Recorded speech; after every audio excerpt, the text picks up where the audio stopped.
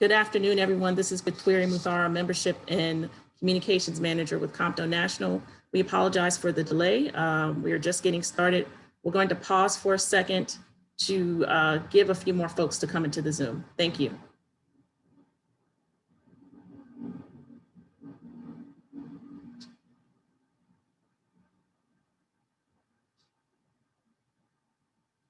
All right, we'll get started. Hello and good afternoon. I'm Gatwiri Muthara, Membership and Communications Manager with COMTO National. I'd like to welcome you to the second part of our COMTO50 Historical Perspectives webinar.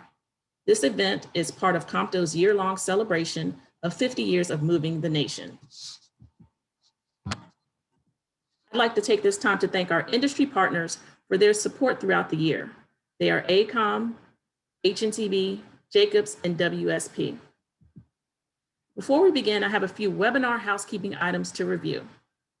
If you're experiencing any technical difficulties, please send a chat message to the host. To submit questions for the Q&A portion of the call, please use the Q&A box. Your questions will be answered at the end of the presentation. This call is being recorded and will be made available to all attendees. And finally, thank you once again for joining us. Now, I'd like to introduce Freddie Fuller, COMTO National Board Chair and Geographic Sales Manager for Mid-Atlantic at Jacobs, to give opening remarks. Freddie? Good afternoon, COMTO family, and thank you, Gatwiri. And I am so delighted to have these panelists before you today.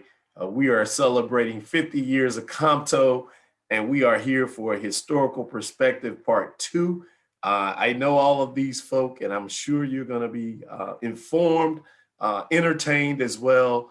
And I am looking forward to the dialogue this afternoon. I have the pleasure of introducing our moderator, the distinguished Mrs. Carolyn Flowers, and I'll just jump right in. She joined Infrastructure Strategies, LLC in February 2019 as the managing principal and partner providing strategic advisory consulting services in transit and rail. Prior to that, she worked at AECOM, the largest global engineering firm, for 2 years as Senior Vice President, leading client and industry relations, business development, and marketing strategy for the public transit business line in the United States and Canada. She was a presidential appointee, serving 2 years as the Federal Transit Administration in roles of senior advisor, and was appointed as acting administrator during the last 9 months of the Obama administration. From 2010 to 15, she served as Chief Executive Officer, Director of Public Transit for the Charlotte Area Transit System, leading bus and rail transit planning, capital construction, and operations. Prior to joining the city of Charlotte, Carolyn was Chief Operations Officer for the Los Angeles County Metropolitan Transportation Authority. I could go on, but I am going to turn it over to Carolyn so that we can jump right into the dialogue. So welcome, Carolyn, and welcome to our panelists. Thank you.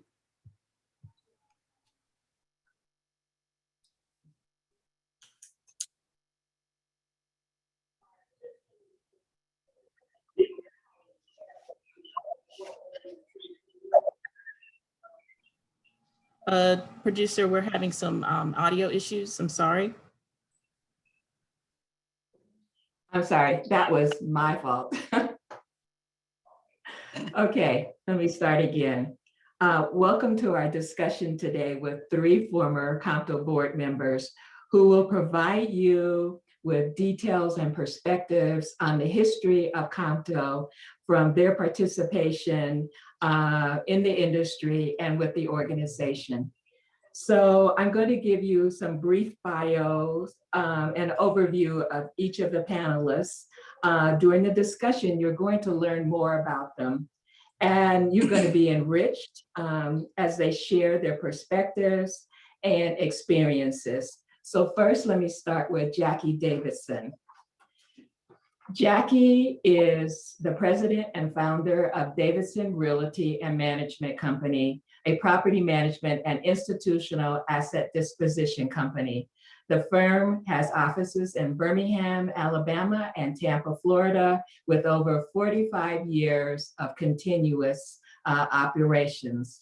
Jackie is an undergraduate studies at Tennessee State University. He majored in business administration, and he's also a graduate of Rutgers University Graduate School of Business, earning an MBA in real estate and finance. His participation in the transit industry began with Birmingham Jefferson County Transportation Authority as a board member. And subsequent to his becoming chairman, he became a member of COMTO. And he's been active in APTA and NTI. He said that his involvement with COMTO developed his passion for transportation. Next, I will introduce Dr. Beverly Scott. And she is currently with Beverly Scott Associates, LLC, which specializes in workforce development at all levels. She is founder of the Introducing Youth to American Infrastructure, EA, a national nonprofit dedicated to inspiring, educating, and engaging today's youth in tomorrow's community building. She serves as a senior fellow at the Transportation Learning Center. In 2011, she was appointed by President Obama to the National Infrastructure Advisory Council. And in her career, which has spanned 3 decades, she has been the general manager, CEO of Massachusetts Bay Transportation Authority. She has been the general manager for Metropolitan Atlanta Rapid Transit Authority and the Sacramento Regional Transit Authority. And she's also worked at Rhode Island Public Transportation Authority. She was named the American Public Transportation Authority Hall of Fame in 2020, and she is a past chairperson of the American Public Transportation Association and Revolution organizations. And she's been a board member of COMTO, APTA, and Women's Transportation Seminar, and also been on the foundation board at Women's Transportation Seminar and the Transportation Research Board TOPS Committee. And last is Will Scott, who has spent more than 40 years as a corporate executive in the transportation industry.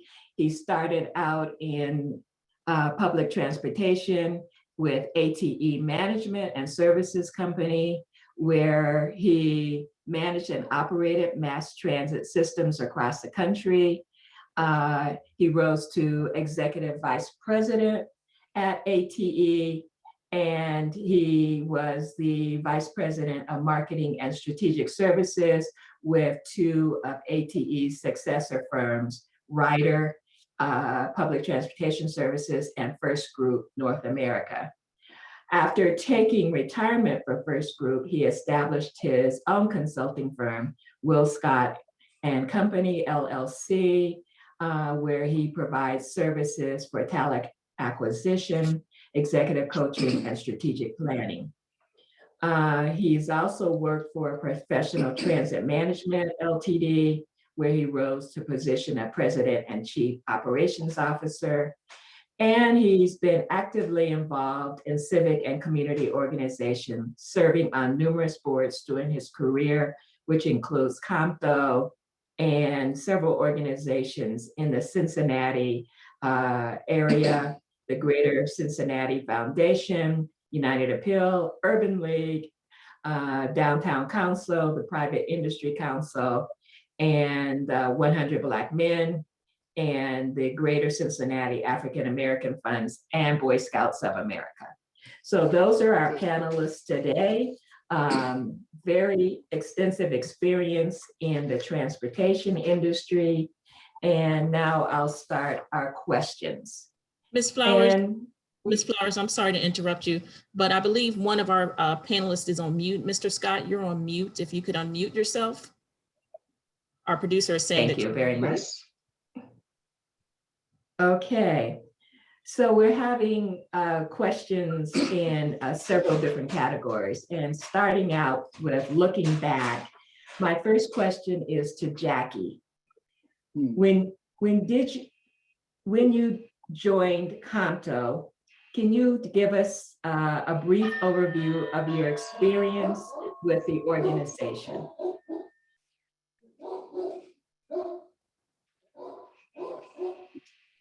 Sir, it appears you're on mute.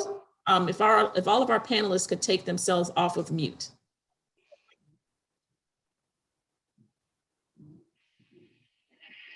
Jackie. Okay. Mr. Davison, Yes, I'm ready. That was my Great Dane who was keeping up a lot of noise trying to answer this for me. you're coming in kind of low. Can you make sure you get closer to the microphone? I'm sorry. Yes. Yes, can you hear me better now? A little, but A little bit. maybe we can start with Dr. Scott. Okay. Beverly, can you answer the question about when you joined COMTO, your experiences?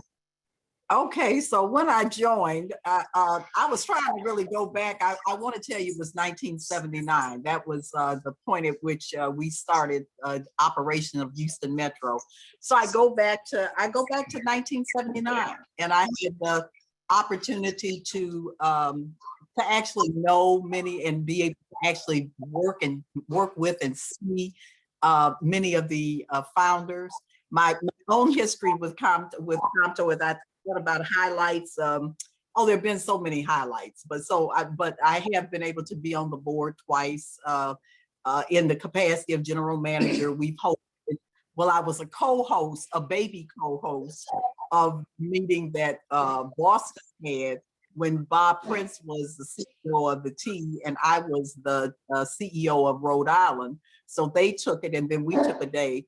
And I was very honored when I was at the NBTA to be able to host the 2015 annual meeting. But and a woman that moved the nation, I was very honored for that. So it's been really a lifetime of engagement with COMTO, and I have really benefited from it, and it is my professional home as well as I call it renewal spiritual home. Thank you. Will, what are some of the changes that you've seen over the years with COMTO? I believe biggest changes I've seen over the years are strong leadership and a much more robust activity of the chapters across. We all know the chapters are really the foundation of COMTO.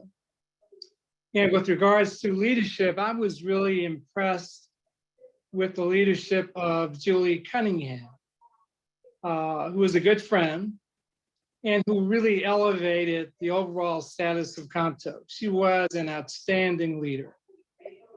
I'm also impressed with the success of the meetings that COMTO sponsors, the annual meeting and the Women Who Move the Nation meeting. They both have done extremely well. Overall, I've seen some really good increases and improvements within the organization, and I'm looking forward to improvements. So Jackie, if you can Yes. come in and talk about some of the challenges that we faced as an organization and how they've been overcome. Initially, well, let me just throw this in real quickly. I mean, I joined in 1986, the organization. And since that time, there has been a progression of successes and changes, not just in terms of COMTO, but that mirror the transportation industry itself. Our challenges are still pretty close to the same that we encountered early on. Well, one was basically the lack of a consistent and presence and message, not just for the transportation industry, but the industries that are connected to transportation, and also those institutions that are. And those are political, those were educational, and they still remain the same. We have grown a lot but we have not moved to a point where we can have and be the first group called by those institutions when they need information about this industry. And that remained a challenge for us now, as it was. It's less now than it was early on when we started, but it still remains a challenge. I definitely agree that, you know, the last year has definitely provided us an opportunity to look at where we have progressed and the challenges that we still have. So what is your fondest COMTO memory? I'm going to go to Will for that.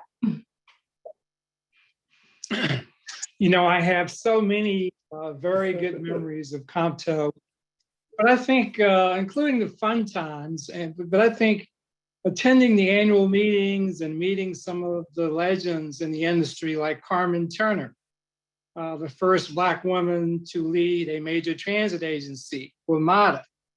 And later on, meeting some inspiring young leaders such as Phil Washington, CEO of LA Metro, and many others. And through COMTO, I've been able to develop some very strong friendships that still exist today. And although attending the meeting was great, I think the main thing is that I could hang out with people that look like me and I could be myself. I couldn't really do that at other meetings like the after meeting. So this was a place where you could really be yourself and build relationships. So those are my fondest memories of COMTO. Beverly, can you share some of your memories? Well, ditto to what was already said, but I also have a personal, two of them in particular. One was in Houston when we had a big meeting there. And I think I had gumbo on every pot on my stove and all of my neighbors' stoves, okay? Because we made this whole big thing. If you come to Houston, you're gonna have a ball. And it wound up happening that it was over a Super Bowl weekend. And so we really did have a wonderful, wonderful time. And my husband almost killed me. And then the other time was in when we had an annual meeting in Cleveland, Ohio, which is where I was born and raised. And my husband, who was a chef and a caterer, said, all right, I'll cook stuff up, okay? And we were in the basement of Antioch Baptist Church, okay? At 1 and 2 o'clock in the morning, George Dixon had brought food over. And we had a wonderful, wonderful Loretta Bacar's home that weekend. And it was really geared around those people who were going to go to church and then they were going to be catching flights out late. And that was why we did it. So those are things like that that are memories that I have that are personal memories. And Jackie, what about you? Most of my personal and best memories emanate from the challenges we had as an organization. And those were the ones particularly when we started, and I said that when I became president, and I said we need to have an office. And I remember meeting with Jerry Moore and Harold Williams, and they told me that I was crazy. They said that, but you're the kind of crazy we need right now because we have gone as far as we can go. And I remember that because they told me that whatever you need to do will help you. But you gotta convince everybody to do it. We can't help you do that. You have to do that. And my fondest memory was when in Houston with Anthony Hall and Naomi Lede, and in Atlanta with Ryland McClendon and Kent Greger, and with Louisville with Bill Summers and Deanie Frazier out of Savannah, Bobby Griffin. These were board members who, when I told them what I wanted to do, they said, tell me what you need us to do. And my fondest memories are connected to them because at that time, we had a group of people who were so committed to this cause that they were willing to go all out of their way. And to get started, we convinced the members to get their agencies to pay 2 years worth of dues early. I changed the dues structure. And so my fondest memories are connected to the things that we did with that group and the people who were involved. And when we all get together, we all sit down and talk about those people. And that is my fondest and memories. And those are the things that I think that the new membership need to become more aware of, the changes and the things that this group did to move this organization. So Jackie, to segue from there, can you tell us how COMTO sparked and nurtured your passion for transportation? I think it was coming out in that. Yes, it was. It was those people that I met. I mean, who I didn't know the industry. I came from real estate and entertainment, but I got to meet some people who were really committed to this industry and to advancing the cause of transportation within the communities. And so it was them who, Bobby Griffin, Will Scott, Paul Tolliver, Phil Gary, they were Al Richards. They were the people who took me aside to tell me that I need to get more involved. I need to do this, I need to do that. And it became an industry that I saw the potential for success of our people and saw that it had members who were committed. And so, and they made me be committed because they made me run for president. And so it was just a great group. And my main memories came from that group, and my commitment to it came from that group who wouldn't let me rest. Like Paul Tolliver also was involved, and I forgot him, the Bev Scotts, and surprisingly, there were some white GMs who also got involved with that. Lou Gambaccini from Philadelphia, Ron Tober from Cleveland, and Kent Greger from Atlanta. Whatever we needed, they provided. But that was because we had membership who was strong and wouldn't take no for an answer. Thanks, Jackie. Will, I'm going to ask you a follow-on question here about how COMTO has helped you personally and professionally. I think the biggest benefit I got from being a COMTO member is the ability to network and to rub shoulders with many of the industry's decision makers and to build relationships. And in the business world, it's all relationships. And many of those relationships that I've developed through COMTO, I've still sustained those over the years. We have meetings, we're close, we get together. We actually have a group called the Old School Group, and we still communicate on a regular basis. So COMTO, and I've always been in the marketing, business development side, so having access to decisions and who are influential was a major benefit to me in my career. Thank you. So we're still celebrating Women's History Month. And so Bev, I'd like to ask you, what are your thoughts on the progress that women have made in the industry in the past 50 years? And if you can use some examples about your own life and what you've encountered. Okay. Well, I'll say this, that there's no question but that there has been significant progress. Okay.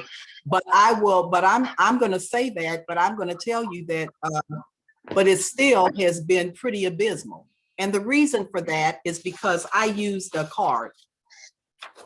And so I'm going to tell you that when I no longer can talk about it and have a card where I can actually, when I look at our demographics and the kind of numbers I shouldn't be able to remember or know even today to count. Okay, so that's that.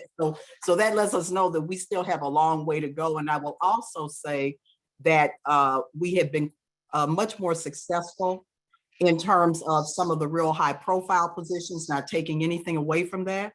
But when you get to whether you will be revolving door, whether there's really control over a succession, and if that person goes, are there 2 or 3 more that are in the flank and understood to be ready to walk into those positions? I think that those are areas where we still have a lot of work to do. But having said that, there is absolutely no question. I'm so, I look back at it and I guess I'm one of the beginning ones, but not the beginning. I mean, we had that first tier, people like Carmen Turner, Shirley, Sharon Banks. I guess I kind of come in that group, okay? We're kind of what I call the old time trailblazers, so to speak. Then, but the Carolyn, people like the Ann Augustus of the world, and I'm counting. I'm still counting. I'm on the GM side, and now today to see, and it's been a fairly rapid progression in this last. We got Stephanie, thank God, Deborah, Adelaide, we got India Birdsong, we got Inez, so they're popping. But I'm also watching this within what I truly hope that what we are in is not a DEI initiative. I've told people, don't call me about an initiative. Okay, we're in unfinished business in a serious way, but we've had quite a bit of bam, bam, bam, bam, bam that's wound up taking place over the last 18-month period. And what I'm happy to say is that we've also begun to get some of that over on the private sector side of the house as well. So seeing the Kimberly, seeing people like you, seeing people like Janet Walker Ford, seeing this, and I also like the fact that we're beginning to see the porosity of this sector, that you don't have to just start and be public and stay public, that you can be public, you can be private, you can be nonprofit, and you can be business. You can do all of those. And so that you can really look at it as a progression. So there has been progress. I will say that I still put it at the role of what I call personal accomplishment and not necessarily collective success. Because when we get to collective success, I'm not going to have a list, and we're going to be able to have a belief that the notion of succession has pretty much been baked into the fact that these people are sitting there. I can have a pretty good assurance that they won't be the only one or the only one for a long time. So I definitely feel there's been progress, but we got a long way to go. Yeah, I think that one of the primary benefits of COMTO, like Will said, was networking and the ability to have mentors and sponsors. And so that's, I think, key for progression in the future. Yeah. So, Go ahead, Caroline. I don't want to break you. You keep going. okay.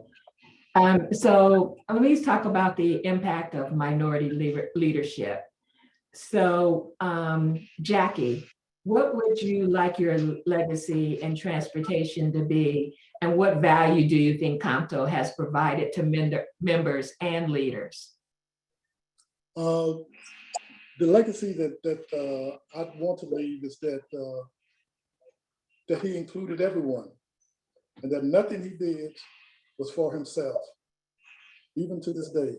And that what I gave was what my strengths were, which is being able to figure out how to monetize any situation, and also being unafraid to walk down whichever path that was necessary so that we can elevate this organization. And with that, just to continually recognize that I used everyone who had talent that wanted to help. That it was never a job of just one person. It was a job of a team, but it was a team that was hard, who wouldn't let you settle for just being mediocre, who would always call you to task when what you did and what you're doing didn't make sense. And so I want to be recognized as being able to be one of those people. I heard the crowd. I heard that this what they said, and I believe they had my back. And because they did, there was absolutely nothing or no one that we wouldn't challenge. I had come from the Beverly Scott School of tell them what needs to be said and don't worry about the consequences. And Will, what about you, your legacy? Well, first of all, I'm surprised that Jackie shared what he wanted his legacy to be. I thought it was he wanted to be a party animal as his legacy. But really, I'd like for my legacy to be. I think I'd like for my legacy to be was giving back and helping others to succeed. And I'm reminded by the quote, "We rise by lifting others." And that when you help others, your life really starts to have meaning and purpose. And when when your legacy and leadership is about service to others, you become someone of value. And I'm hoping that within the industry, more of the younger generation will also focus on helping each other to succeed. And I think through COMTO, we've been able to do that. It's been a place where we can connect, to develop collaborations, and we can't really get that value from other organizations like APTA and other industry organizations.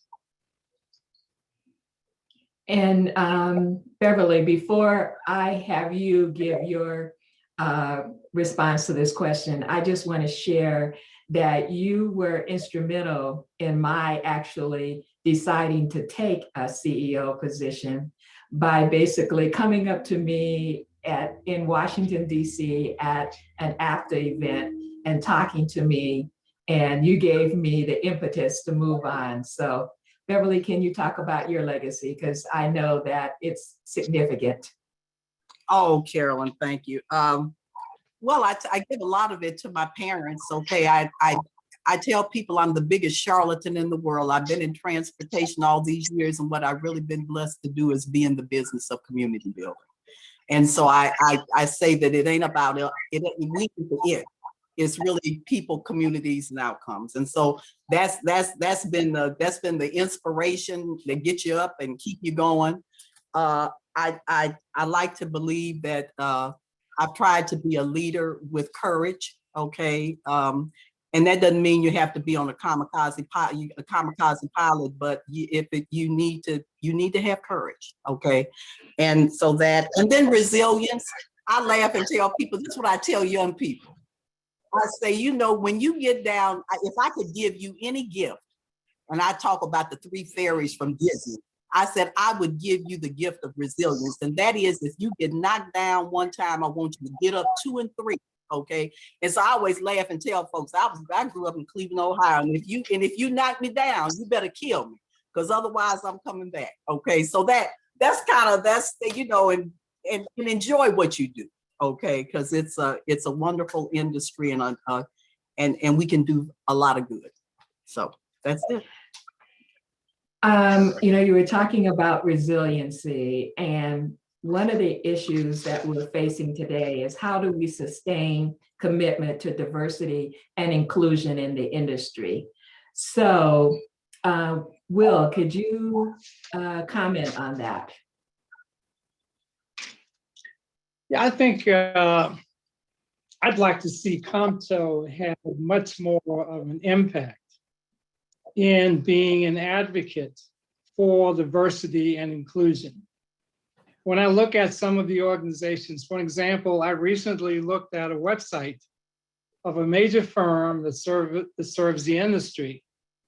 It has photos on the website of some 15, 16 senior leadership executives, and not one of them is a person of color. Absolutely. That shouldn't be. But it happens a lot. And it also happens at the board of directors level too. You look at major firms that serve the industry, very few have diversity in terms of women and persons of color.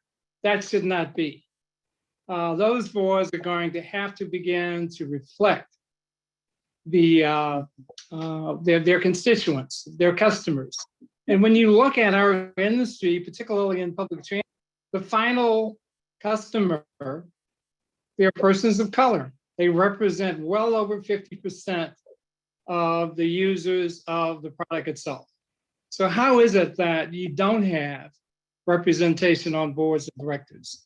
Why is it that you have very limited representation at the senior level, as well as other levels within the organizations? So COMTO really needs to focus more on that and be stronger in terms of advocacy, because it's all about jobs and contracts.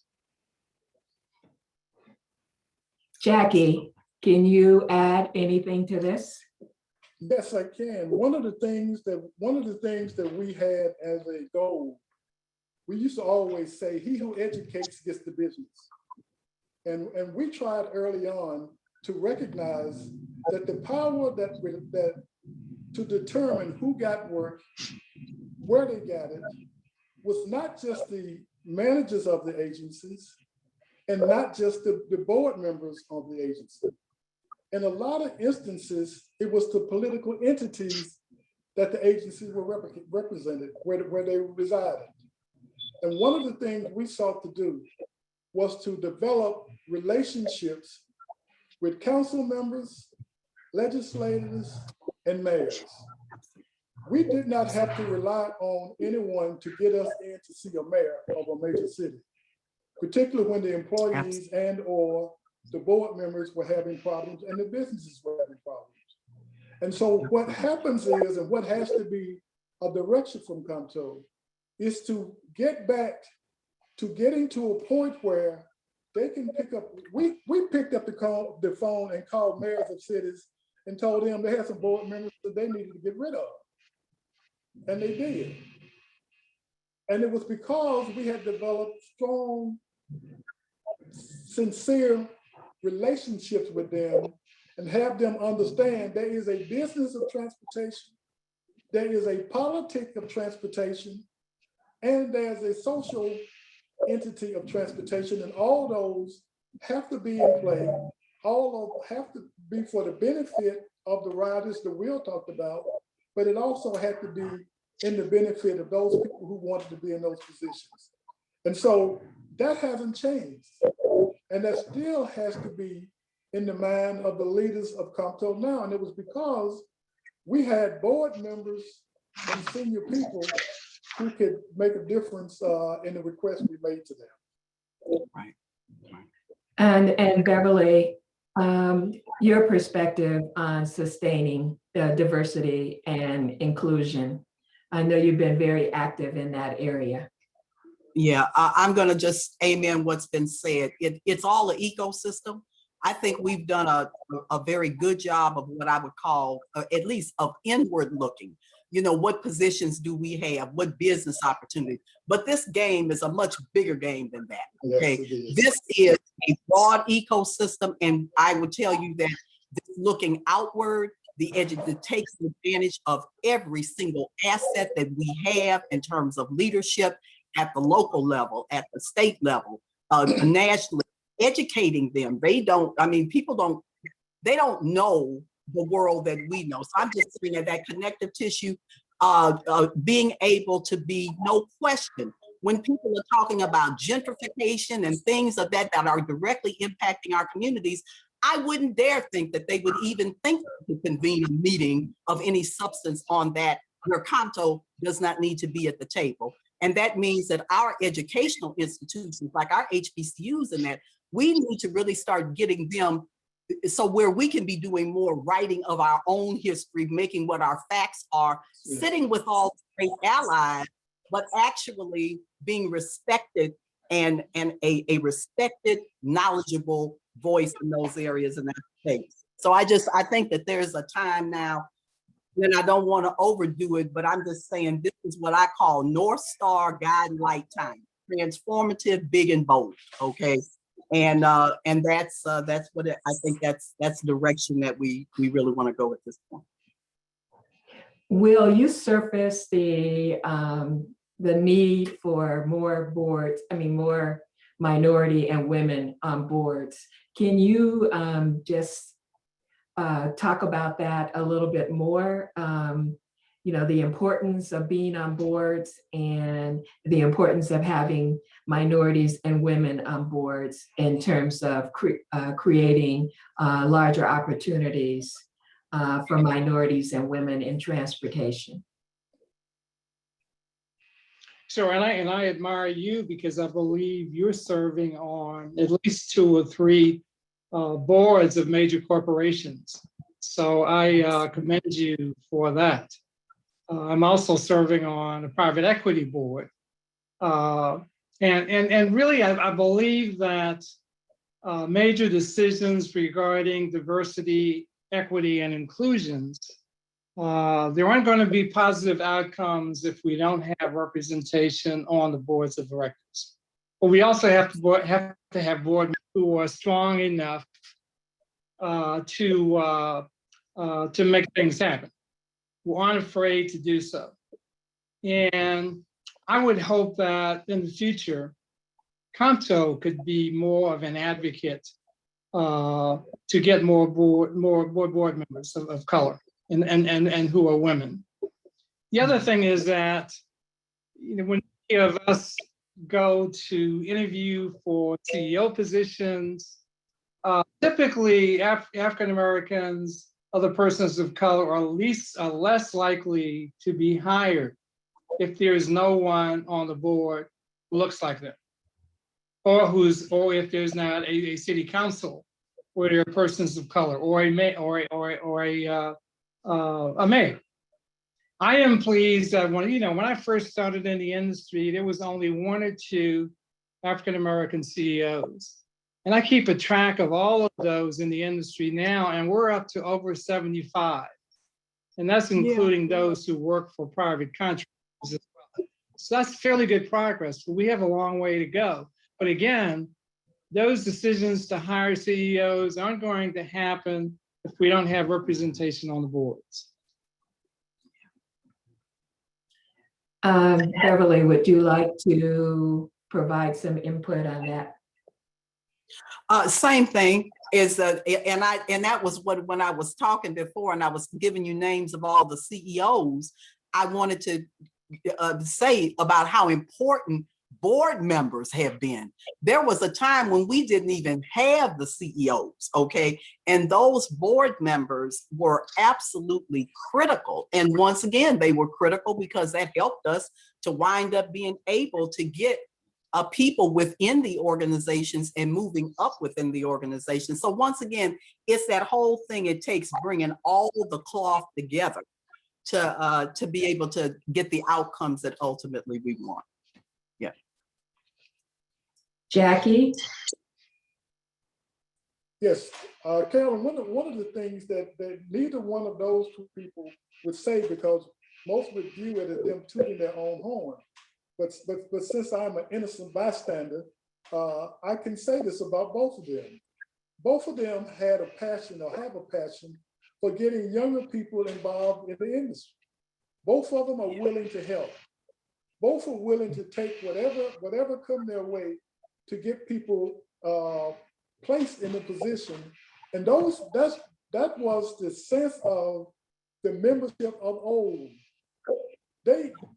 You couldn't even go and see a GM if everybody that showed up with you what didn't have inclusion.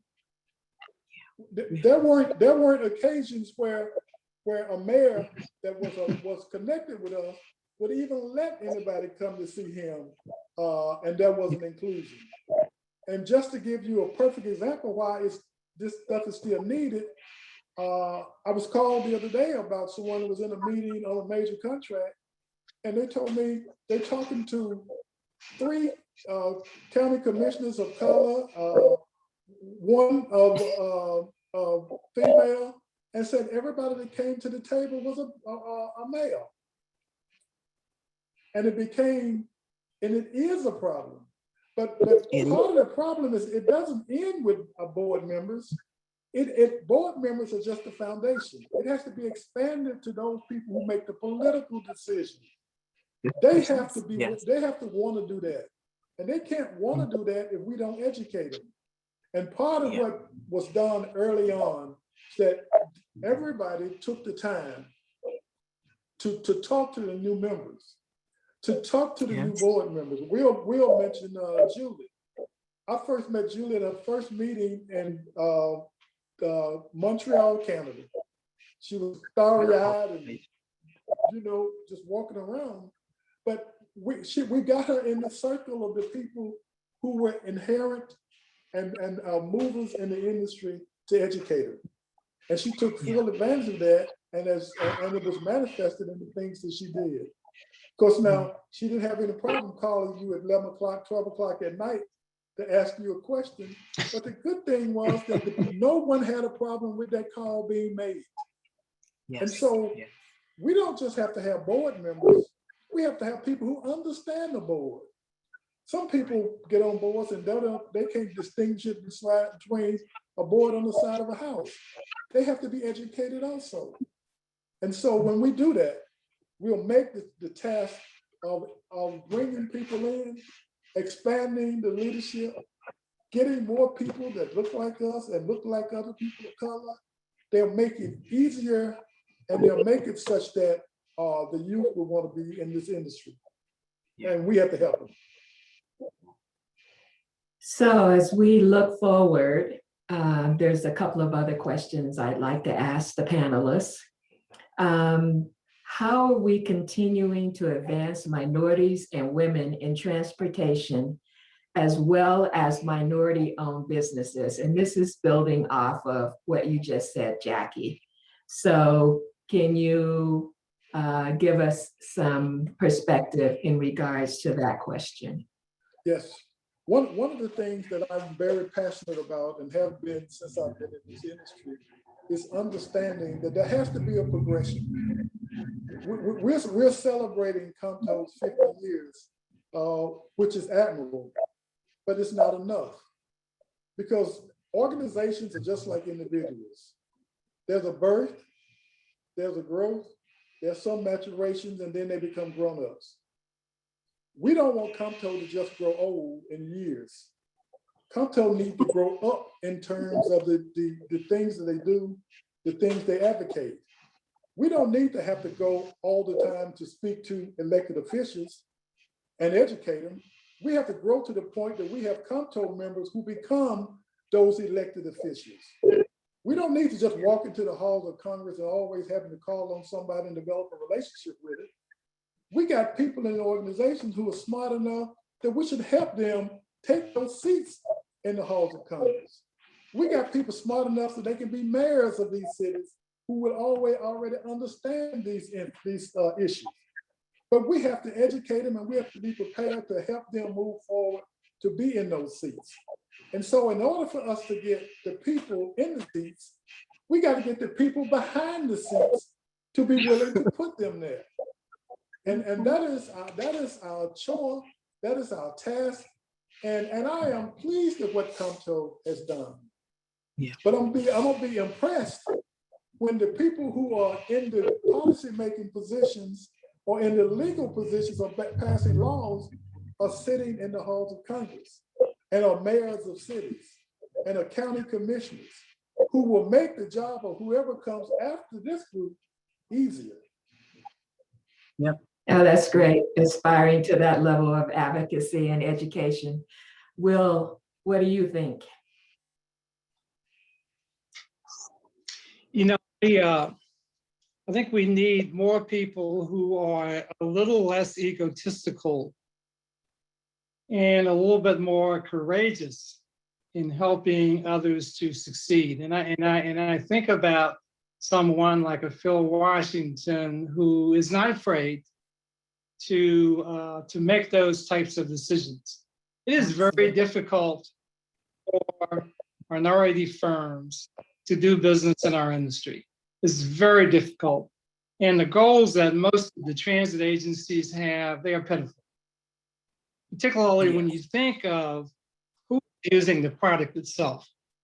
I think we could do a much better job if we had folks who would be a lot more, who will extend their hand to help others. I'm semi-retired, so I have the time to spend working with businesses owned by persons of color. And I see what they have to go through. It is very difficult. And oftentimes they work with DBE officers in organizations who have no power and are not advocates at all. They merely go through the motions. So in essence, they're almost wasting their time. Those DBE are empowered and they're not doing anything. That there will be a change, and now is the time, I think, to do that. I think the public is now much more focused on erasing systemic racism and to offering more opportunities for persons of, but we have to act and we have to do it now. Yeah. Beverly, what are your thoughts? I'm saying, Carol, I'm saying amen. That's what I'm saying. I even ran a minority contractors association in Houston. Okay. But we have gotten so used to what I call looking at the whole instead of the donut. I do not want to be debating DMWBE and how the size standard and all of that. We should be looking at true wealth creation, which means that, I'm just singing to the choir. It's almost like we got the same rut, but we on an old script. We in a 21st century world and we still reading from a 20th century script. And it's time to, nobody is going to wind up advocating or doing those kinds of things for us but us. Now we'll have many allies, but we've got to be a real leading voice in a leading voice. It is not acceptable. And bringing up people like Phil, there's very little that's out there at this point. We've had some folks who have pierced to show you how you can do it. Yes, you can have crime programs. Yes, you can wind up doing things like some local hire. Yes, you can get along.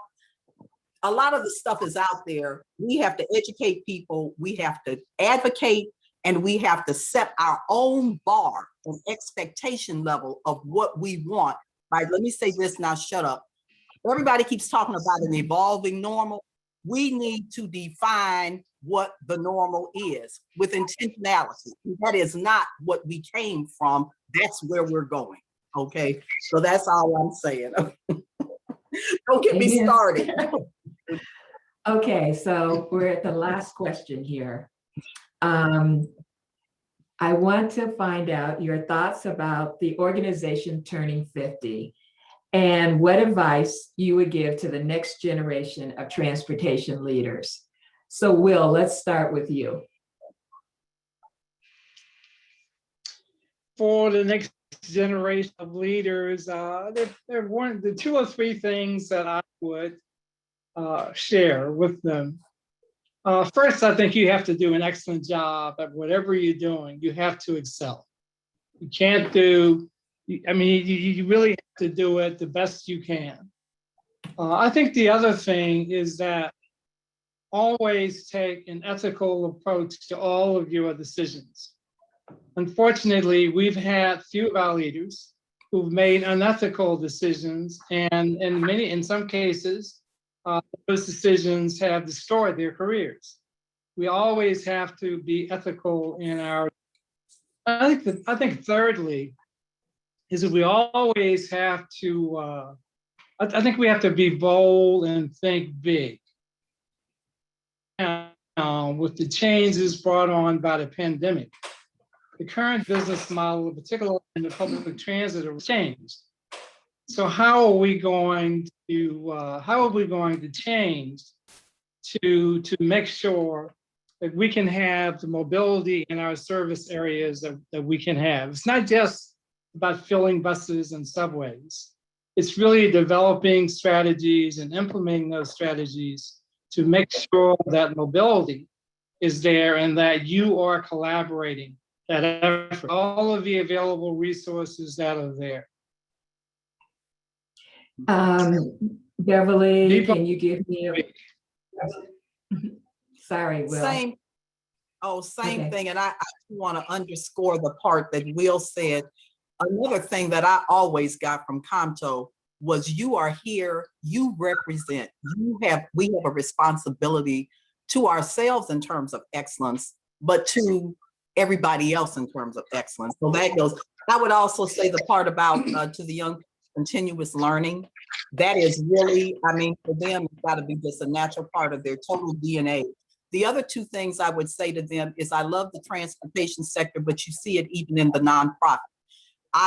There are 16 critical infrastructure sectors. I said I was never walking in another classroom and only talking about transportation. So there is, you're going to be seeing it more on a national level, infrastructure.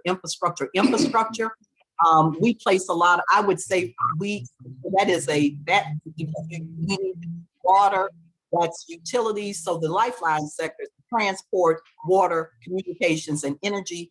I always, for our sector, always want critical manufacturing in there and advanced manufacturing because of the changes in methods and means. That is the world that we're going to. And so that is an area of, we need to be broader. We need to think, we need to think through and get those relationships and stuff that are broader than simply thinking in the silo of transportation only. And Jackie, do you have any last words for this question? Yes, I do. Lastly, there are two basic things. The first is the leadership should know their limitations. The new leadership, they should know what they can't do, what they're not comfortable doing. And sometimes you have to get out of the way. They should know that, and they also should know that they didn't get to where they are on their own. Where they are, somebody prayed for them. Somebody reached back and pulled them across. Somebody reached down and pulled them up. They can do no less. So the part of the leadership that we need now has to be one that a lot of what they do is self-evaluation and education. Yeah. And to get what they're missing, or to find someone who has what they're missing and advance that person. And sometimes they have to step aside. I want to thank you all for your wonderful advice, as well as your sharing your experiences today. I think we're seeing that COMTO has progressed over the last 50 years, but we still see challenges. The environment that we're experiencing today is really important. History is what we build upon for our future. So at this point, I'd like to turn it over for our Q&A period. Thank you, Ms. Flowers, as well as our panelists. Just want to make sure you all can hear me as I field the questions. We have time for 2 questions, and Ms. Flowers, feel free to chime in on some of these answers. So the first question comes from Ashley Greaves. He said, we've discussed a lot about the great opportunities that come from saying yes. But what are some things our panelists have said no to that was good for their career in hindsight? And Ms. Flowers, if you want to start. Well, I think one is, for me, was not saying no to relocating and not saying no to opportunities that weren't in the same geographic area. And so I think that I've experienced a kind of like a broad spectrum of opportunities that are not necessarily always in your hometown. And I've been able to, to network across a larger swath, gain knowledge about different communities around the country, and those have contributed to my having, being able to now look at strategic issues in transportation across the country. Did anyone else want to answer that question? What have you said no to that was best for your career in hindsight? I think one of the things that I spoke at an after conference in San Diego one year, and I told them one of the things that will get you in any trouble was to lie. And I told them my whole subject matter was don't lie. And one of the things that have happened, that there have been many opportunities when people want you to do something and they want you to create this scenario that'll give you cover for doing this. But it always harkened to me about that speech I made and research I made in doing it. And I've always learned to you have to accept the blame or the credit for saying and doing what is necessary to be done, as Will said, to be ethical about things. You know, it's easy to go out to lunch and dinner, and then you don't think that dinner made a difference in you having to decide who got that contract. You don't want to think that, but it's been told that we've made some really high-priced decisions at a very cheap cost that have ruined careers. Hey, did Mr. Scott or Dr. Scott, did you want to answer that question? It looks like we lost Dr. Scott. Hopefully she can log back in. But let me go to that next question, and this will actually be our final question because we've run out of time. So I know we look at you all as leaders and legends in COMTO, but what are you doing now to advance the cause of diversity and inclusion in your current roles, in your current life? Presently, I can tell you that there's not a day to go by that I don't get a call from someone about some assistance, either in getting jobs in the industry, getting jobs away from the industry, wanting to know if I know someone, some politician or some board member that can help them. And it is ongoing, and it isn't anything that I have a problem with. It's just one of the things that go with having been a COMTO member and being connected with people. They still require you to do and to give. And I personally know Jackie very well, and he's absolutely right. Jackie spends an inordinate amount of time helping others, and I really admire him for doing that. I too, since I'm semi-retired, I spend as much time as I can working with businesses that are owned by persons of color. I love doing it, and I get satisfaction out of seeing the success that they have. I'm working with 4 or 5 different firms currently, and it really is enjoyable and satisfying. I also help those who are looking for jobs. It could be helping them to position themselves for interviews, looking at their resumes and changing them as I think they should be changed, or just going through a practice of their interviews. What kinds of questions should you anticipate and how do you respond? So again, I enjoy doing that. And some things are very small, but even small things matter. I am very active in mentoring formally and informally. But I think one of the transitions is being in a position where you can sponsor, and having that opportunity as I'm moving up in my career and being on corporate boards and being part of other organizations has been critical. And, like being involved in the African American Board Leadership Institute in Los Angeles, as well as the National Association of Women Business Owners in their programs for mentorship has been one way for me to give back. The opportunities that I had to have mentors like Bev and other people in the industry, John Cato, Roger Snowball, were key to my leadership. And I feel that it's incumbent upon us to give back to the next generation of leaders. Now, were we able to get Dr. Scott back?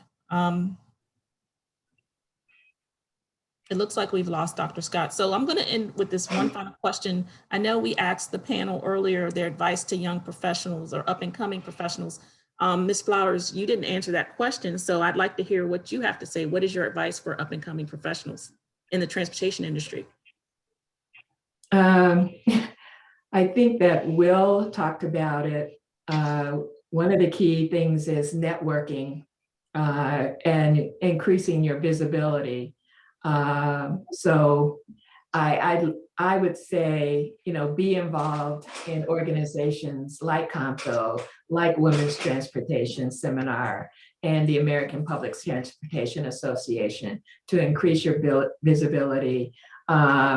Take advantage of the leadership networking that you get through organizations like ENO and APTA and COMTO. And so I think that is critical in terms of positioning yourself for your future in the transportation industry. Well, thank you all. That was a great panel. We've gotten some great responses in the chat. A lot of people saying thank you for being on this panel and giving us the wisdom and knowledge that you have. And once again, we know you're leaders and legends, but you are still pressing on and taking part in, I guess, the good fight of making sure we have a more inclusive society. So once again, thank you, Ms. Flowers, for being our moderator. Thank you, Mr. Davison, for your words. And also thank you, Mr. Scott. And even though Dr. Scott seemed to have dropped off, I want to thank her as well as for her words of wisdom. With that being said, I'm going to share my screen and give a few final remarks. And once again, thank you to our audience. Of course, we couldn't do this without you. Thank you for your for your attention for this past hour. So I'm going to share my screen. I'm just going to share some last minute items before we go. So coming up next, as you know, we always have a full schedule of events here at COMTO.